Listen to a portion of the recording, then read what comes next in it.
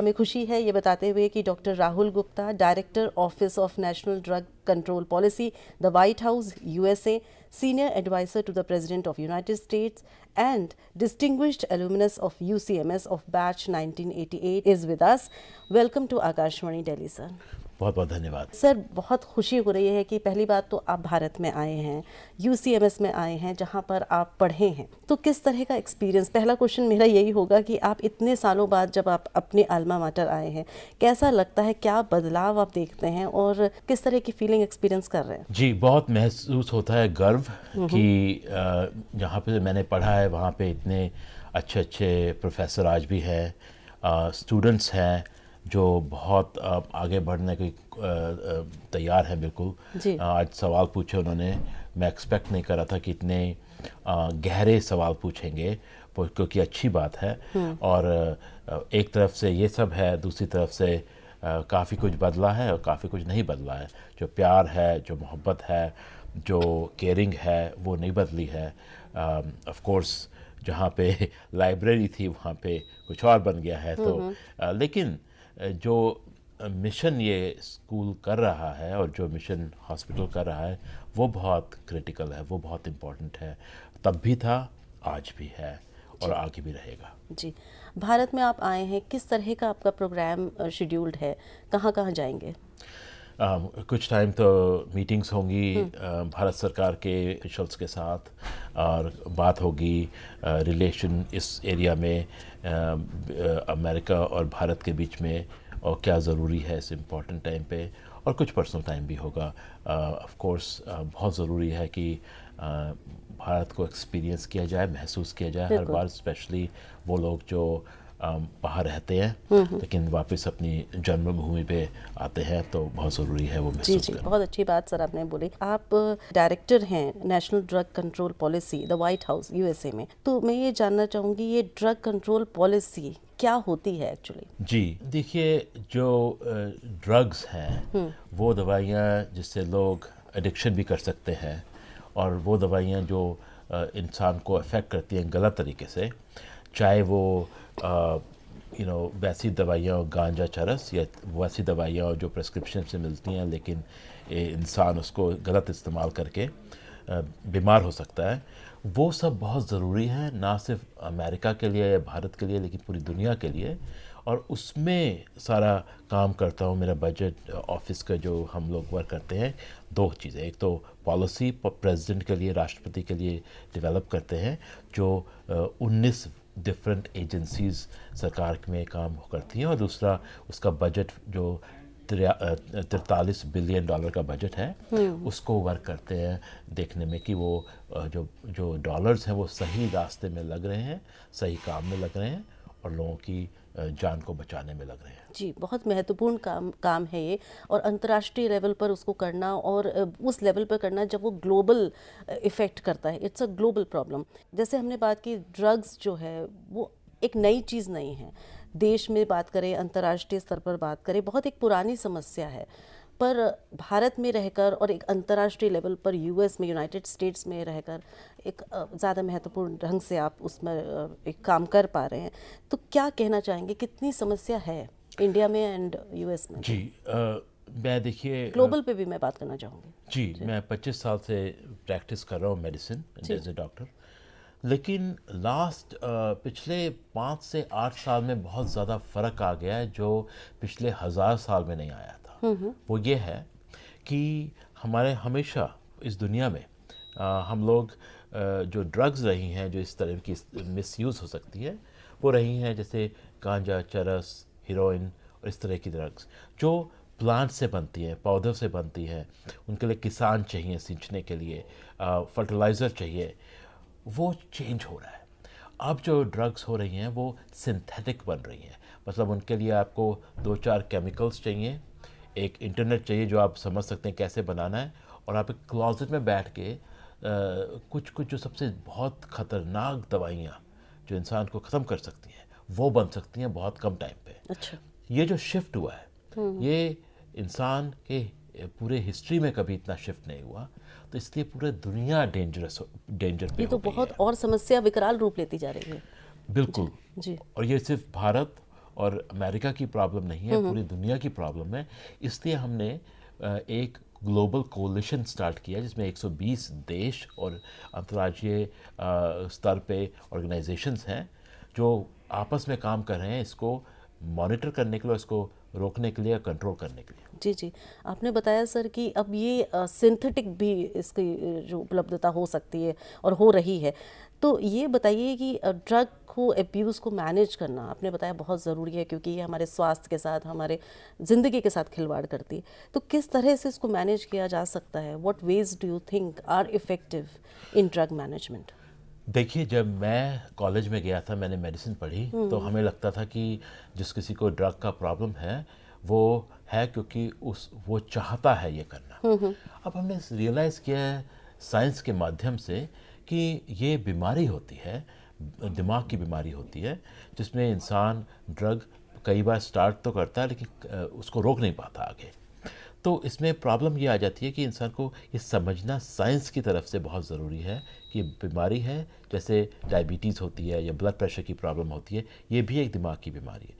इसके इसलिए ये महत्वपूर्ण है क्योंकि उसकी वजह से हम समझ सकते हैं कि इसका इलाज भी उपलब्ध है और इसका इलाज करके ही लोगों को बचाया जा सकता है, लोगों को वापस काम पे लगाया जा सकता है और इससे पूरे ना सिर्फ समाज का फ़ायदा होता है लेकिन देश और दुनिया का फ़ायदा होता है। तो इसको देखना इस तरह से कि ये बीमारी है दिमाग की और ठीक हो सकती है, रादर देन ये सोचना कि अब तो इंसान गया और कोई तरीका नहीं है। बहुत ज़रूरी है। बिल्कुल सही बात बोली सर, ये एडिक्शन है और जैसा आपने कहा इसको ठीक किया जा सकता है डी एडिक्शन सेंटर्स पे ले जाकर उनको सही तरीके से मार्गदर्शन देकर।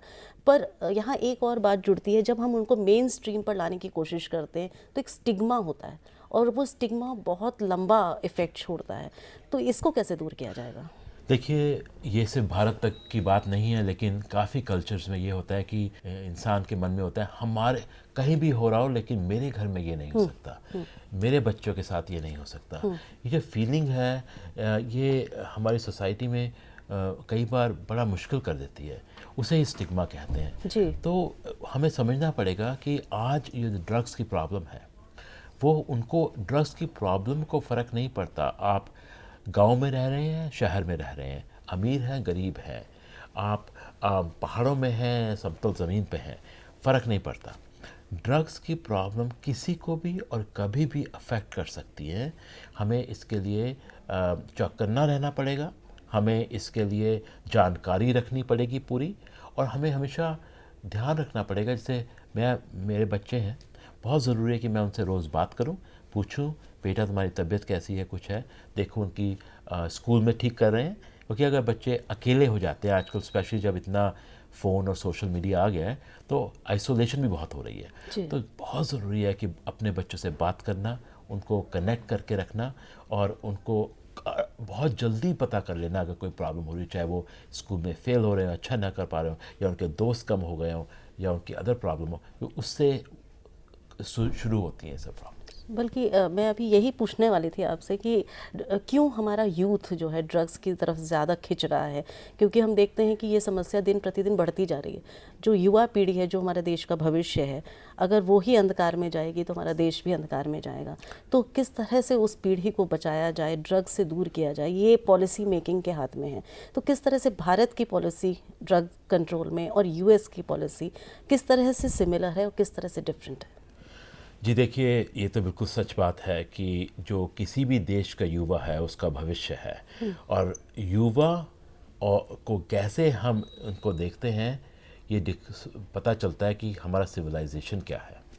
इस मामले में टेक्नोलॉजी तो वैसे बहुत अच्छी चीज़ है लेकिन एक खामी जो टेक्नोलॉजी की है वो हमको एक दूसरे से ज़्यादा अलग किए जा रही है। तो बहुत ज़रूरी है कि हम युवा को वो भरोसा दें कि बहुत ज़रूरी है कि एक टाइम है टेक्नोलॉजी का इस्तेमाल करने का और एक टाइम है आपस में करने का बात। लेकिन साथ ही साथ में बहुत ज़रूरी है कि स्कूलों में भी पढ़ाया जाए।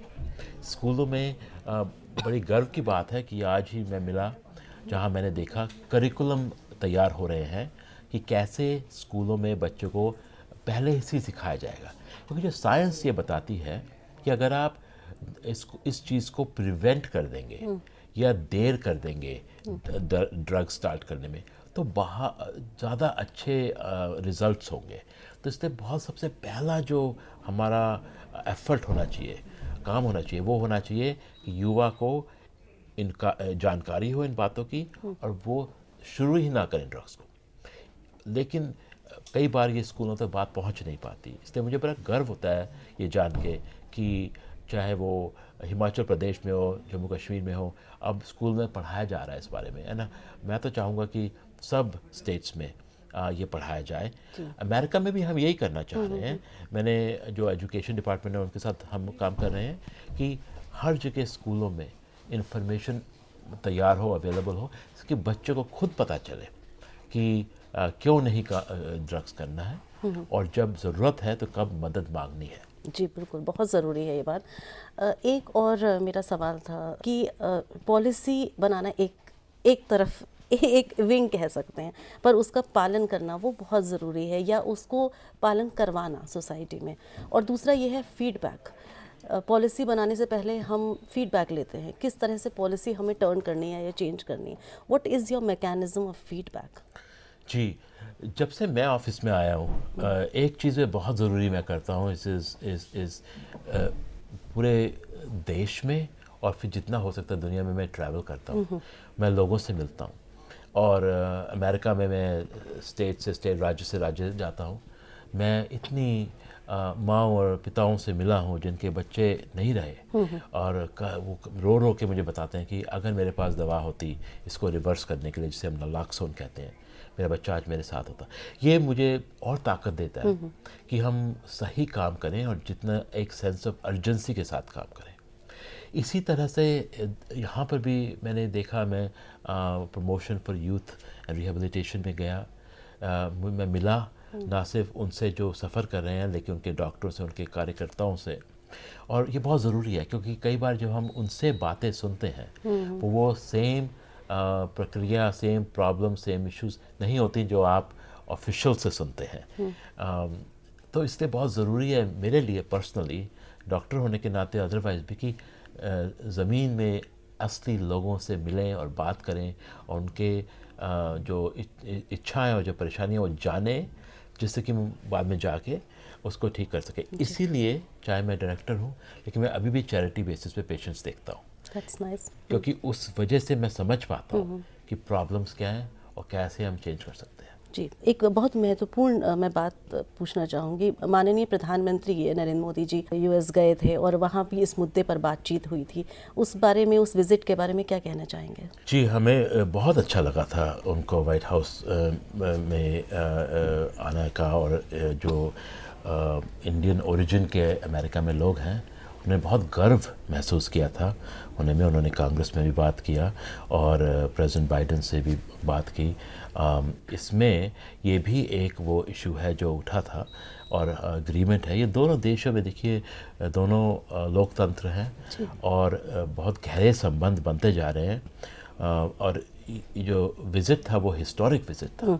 इसमें जो मित्रता है दोनों देशों में बहुत गढ़ी है, और ज़रूरी है कि हम इसमें आपस में मिल के काम करें, क्योंकि ये बात जो है ड्रग्स की, ये सिर्फ अमेरिका और सिर्फ भारत की नहीं है, ये पूरे दुनिया की है। तो हम लोग जो दो देश काम करेंगे, जो एग्रीमेंट कर रहे हैं, जो वर्क कर रहे हैं, उस काम के होने तक जो है पूरी दुनिया को फ़ायदा होगा। ये सिर्फ दो देशों का नहीं, पर दुनिया का संबंध की बात है। और ये इस लेवल पर आप काम कर रहे हैं, बहुत बहुत शुभकामनाएं हम सबकी ओर से कि आप इसी तरह से अच्छा कार्य करते रहें और पूरी दुनिया को एक नई दिशा में ले जाने का कार्य करते रहें। मैं ये चाहूँगी कि रेडियो के साथ आपका अगर कोई इंटरेक्शन रहा हो, वो हमारे लिसनर्स के साथ शेयर करिए। जी, of course All India Radio के साथ तो बहुत पुराना संबंध है, आज भी संबंध है। मैं अमेरिका में भी सुनता हूँ। सबसे बड़ा संबंध ये है कि मेरी माताश्री ने बहुत पहले 1979 में कार्यक्रम किया था, जहाँ पे उन्होंने नशा मुक्ति के बारे में बात की थी। जो सारी बातें कही थी, कई बार मैं उसको सुनता हूँ कि मैं रिकॉर्डिंग है कैसेट पे, और वो आज भी सब लागू होती है जो उन्होंने तब कहा था। और ऑफ कोर्स रेडियो जितने ज़रूरी है, चाहे वो अमेरिका में हो चाहे भारत में हो, क्योंकि वो ही जो काम करते लोगों तक पहुंचता है, जब वो काम कर रहे होते हो, चाहे वो शहर हो और गांव हो, तो मेरे लिए तो बहुत ज़रूरी माध्यम है। और मैं हमेशा कोशिश करता हूँ कि जितना ज़्यादा रेडियो के माध्यम से पहुँच पाए लोगों तक, उतना काम किया जाए।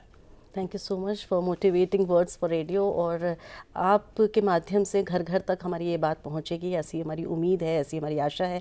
और जो एक बड़ी समस्या है जिससे आप पॉलिसी लेवल पर बैठकर बात कर रहे हैं, वो देश में, विदेश में, अंतर्राष्ट्रीय स्तर पर दूर होगी। और एक पीढ़ी जो सुंदर देश भविष्य की हम कामना करते हैं, उसके माध्यम से ये पूरी होगी। बहुत बहुत धन्यवाद आकाशवाणी दिल्ली से बात करने के लिए आपका। Thank you so much sir.